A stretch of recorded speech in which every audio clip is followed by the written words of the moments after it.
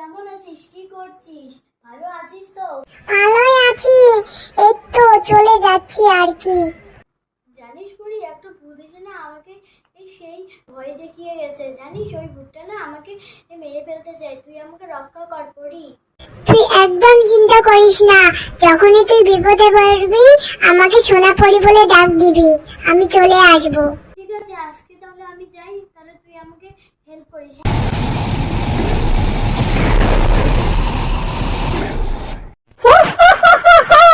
আমি চলে এসেছি, তোর ঘাড় মটকে খাবো, আজকে তোকে কেউ রেহাই করতে পারবে না।